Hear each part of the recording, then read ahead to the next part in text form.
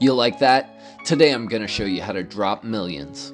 Our heroes of choice are Griz for his phenomenal strong versus exposed rage crossfire that deals damage to all enemies and ignores armor, paired with Queen Krita for her quick ability to expose a target and build rage. This deadly pair has the makings for an HP killer. In our video today, we'll be using examples with both the Dark and Valiant gauntlet, primarily for their increase in warrior power speed so we can get that quick expose with Krita.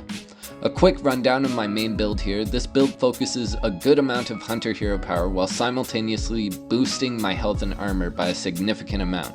We run a 60% boosted chance of exposed landing that's also important when running this build to ensure Krita's exposed lands and has Griz's rage hitting at max potential. We'll be stripping away my armor as the video progresses and adding more hunter power to see just how high our damage can go as well. I give respect to all of the opponents in my video today. Thank you very much for helping with the footage, Knights. We start with a box swing from our sword to ensure a crit, taking out the minion on the left. Krita's base doesn't give a full charge when using the Dark, so it's important to get a few boxes in on your own beforehand to build rage and ensure the full charge. The combo focuses a turn 2 kill. We box twice more and launch Krita's base, simultaneously exposing the target while rocketing us to full rage. Once the target is exposed, the final step is to launch Griz's rage, and in our first fight here, we land a fat 1,028,000 damage.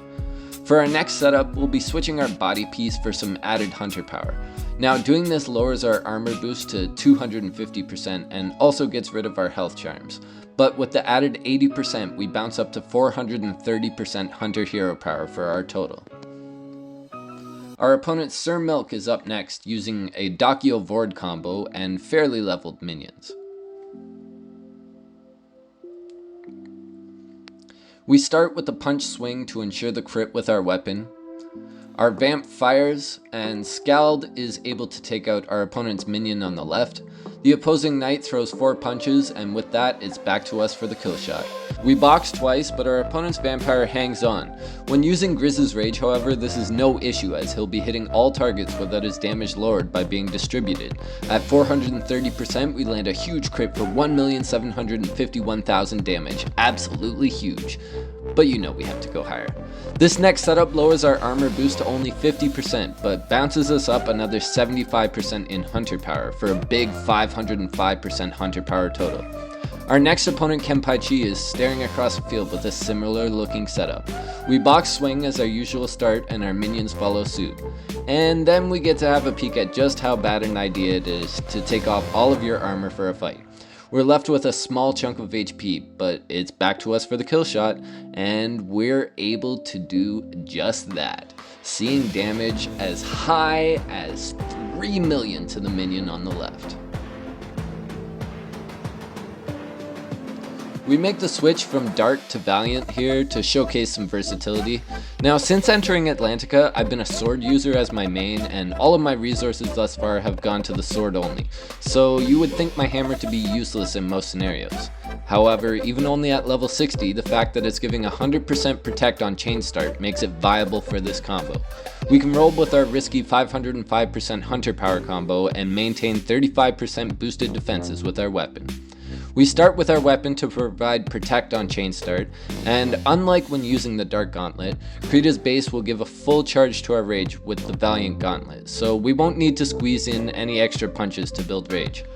We crack Krita's expose here, and even with both of the opponent's minions still alive, we take them all out with our highest damage on the night at 1,813,000 damage.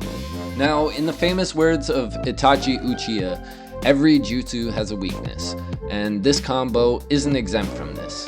When focused, it does have a glaring flaw. We have EAB Love Kill coming at us with Nazar Alder setup and lower leveled minions. At first glance, not too threatening.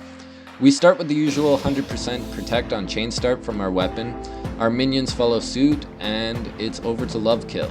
Now, our opponent throws 3 punches, but with full star Azar, he uses his 4th action to protect up. This is the first part of our downfall. Now, another fatal flaw we face here is our opponent's ability to resist expose.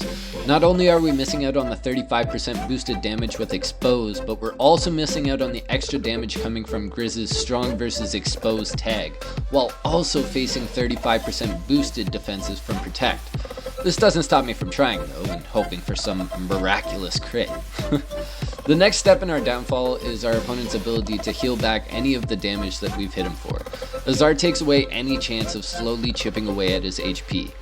We toss our next 4 actions here, and we kinda just brace for the inevitable. And somehow, we're still alive at the end of our opponent's turn. I take one last poke with Griz here, but our fate's been sealed.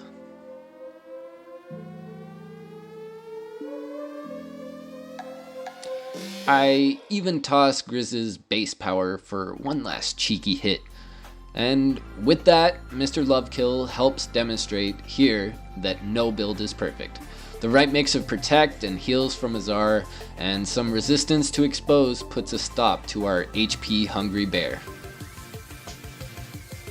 So Knights, what do you think about us dropping millions? Is this a build you'd be curious to experiment with in Arena? What builds are you currently using in Arena? And what are some you might like to see on the channel? Let me know in the comment section below. We always enjoy a good Knighthood discussion.